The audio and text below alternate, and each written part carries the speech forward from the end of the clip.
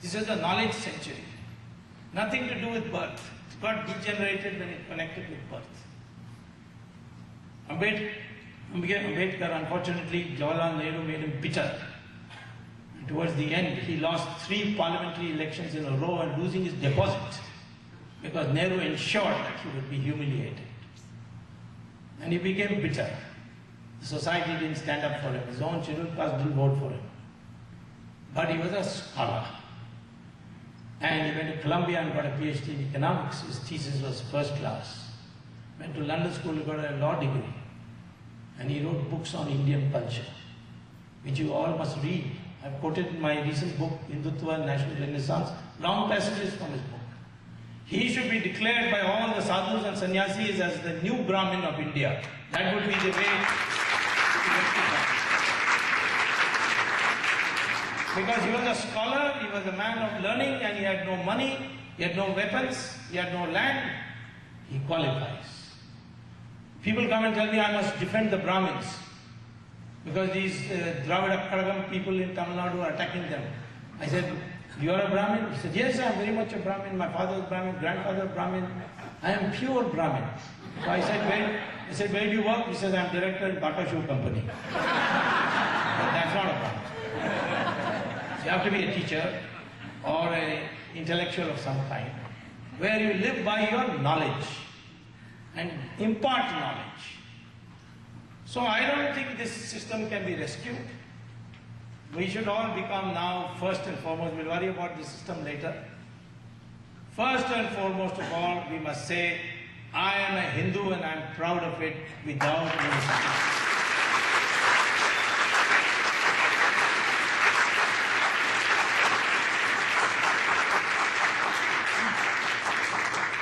You see, therefore I will conclude my talk by, my hour is almost over, by raising a question as to what we should do, what you NRIs can do, what I can do, what any Hindu can do.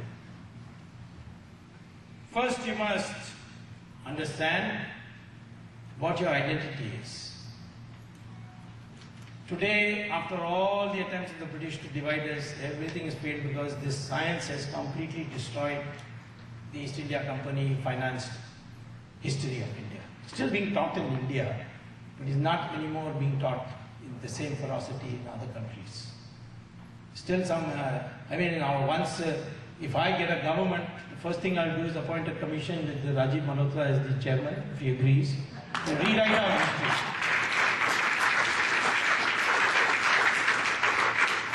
We need a new history book.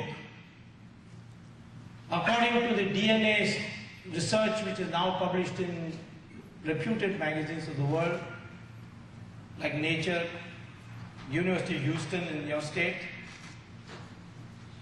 the Indian has the same DNA. The structure of our DNA is the same. It doesn't matter what color Indian is, because color has got nothing to do with race. It is your exposure to the sun, it's pigmentation. Michael Jackson once went and took out all his pigmentation, he became a white man. You know Michael Jackson, you've seen his complexion. Pure white, the white man's white. So pigmentation has nothing to do with race, but DNA structure is race. And we are all the same, and I proved it once. When Raj Thackeray said in Bombay, these Bombay taxi walas are from UP, they are stealing our jobs of us Marathi, we are different people. They must all go. So I got a friend to go and get a sample of his hair when he went for a haircut. And then I got one UP taxiwala and said, can I cut your hair? And he gave me a sample. I gave him 10 rupees. He gave me one strand of his hair.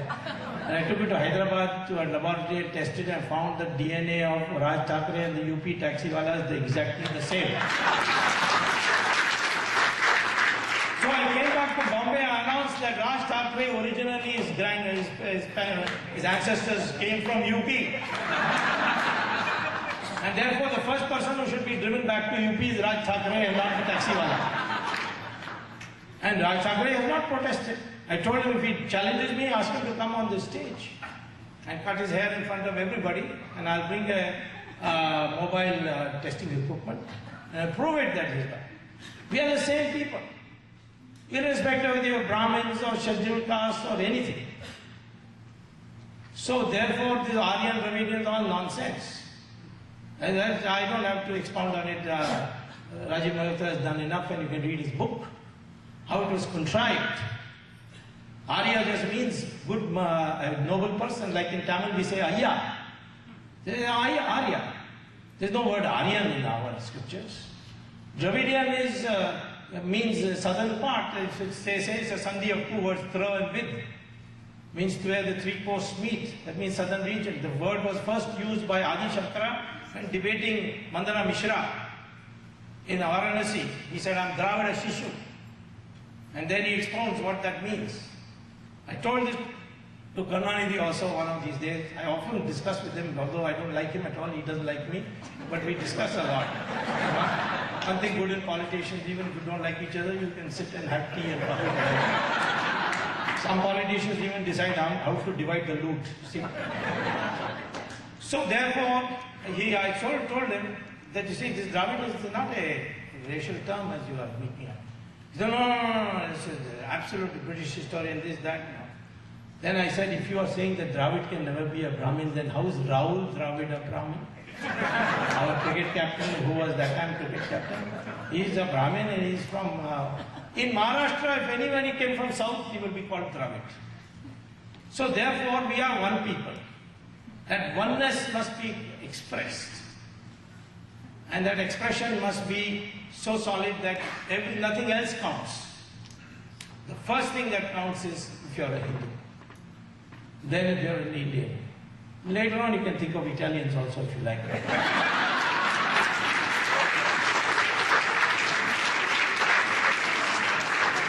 Our identity is, we are Hindus. That is our national identity. What is an Indian? An Indian is a Hindu or those others who acknowledge that their ancestors are Hindus.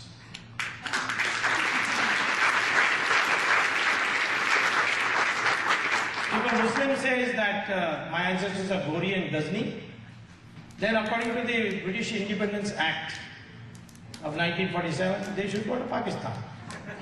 You want to stay here?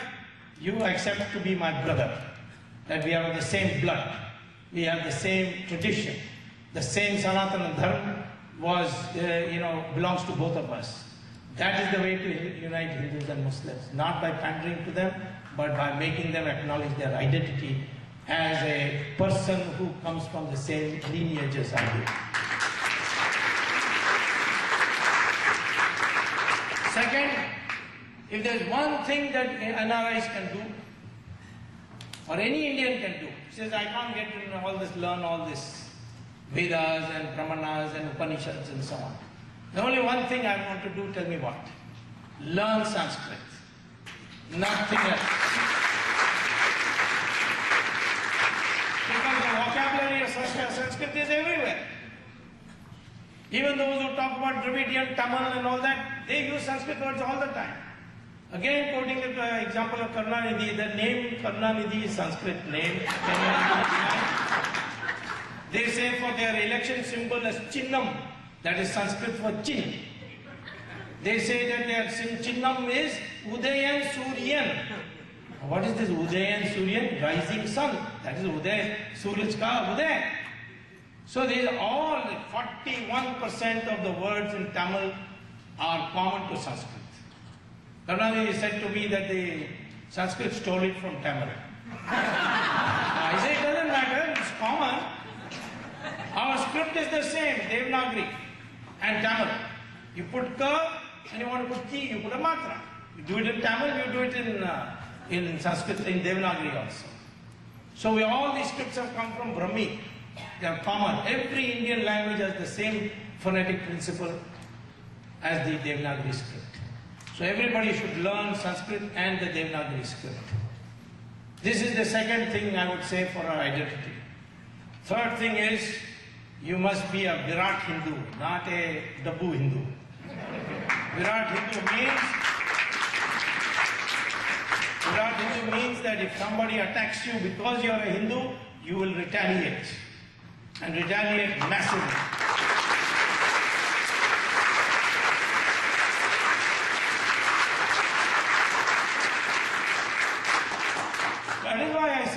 if they drive out 500,000 Hindus from Kashmir, you send 1 million people back and make them settle down there. And let's see what they do. If the Bangladeshis infiltrate your country, take away 1/3 of their territory or tell them you take your people back. If the Pakistanis come and bomb Bombay, go and bomb those camps which you know exist in what is they call as the POK or Pakistan or occupied Kashmir. So these are the ways we have to build a credibility. I admire the Israelis for that. I can say with great pride that the first time India exchanged ambassadors with Israel was because of my effort as a minister.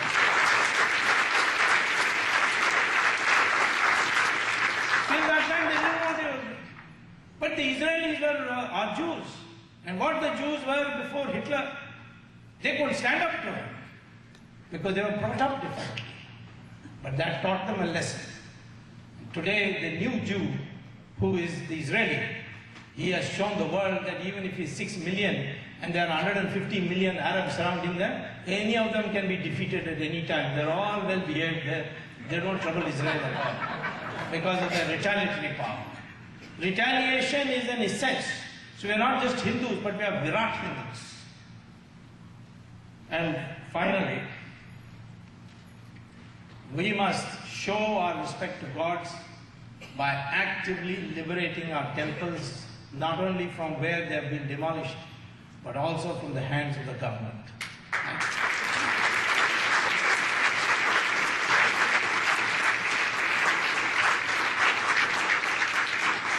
Swamiji here is doing excellent work. Padayatra. He has brought a focus to the whole thing. But I have got a court case which I'll now go and argue now when I return on the 11th of August, where I have said to the government, yes, government has the power that if there's a financial mismanagement, they can take over that temple. But I said they cannot take it over permanently. Tirupati was taken over in 1933, still in the government. And the money of the Tirupati is being used for building madrasas and subsidizing Hajj travel, even building churches when Rajshekhar Reddy was there. So, same thing in Karnataka.